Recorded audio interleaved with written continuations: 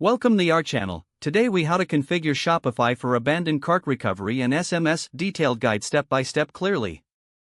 To configure Shopify for abandoned cart recovery and SMS, start by logging into your Shopify admin panel.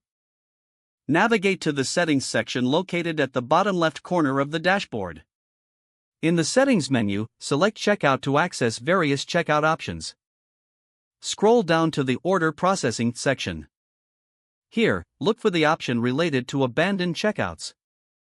Enable the feature to automatically send abandoned cart recovery emails. Next, go back to the main settings menu and choose Notifications.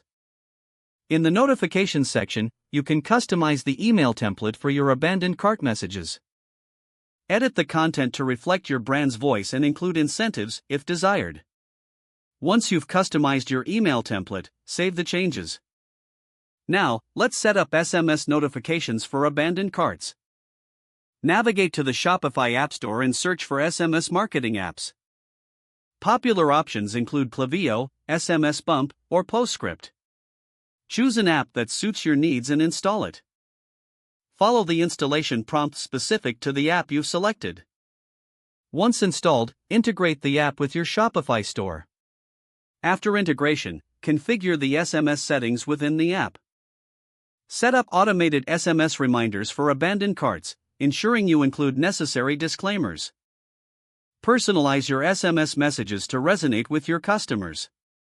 Conduct a test run to ensure your SMS messages are functioning as intended.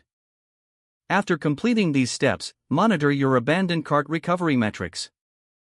Adjust your strategies based on the performance data you gather. Utilize this information to enhance your email and SMS communication continuously.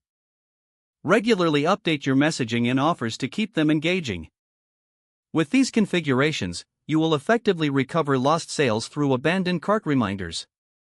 If the page does not load, refresh the browser or try again in a private or incognito window. Make sure you are using the correct email address, then retype it carefully to avoid small typos.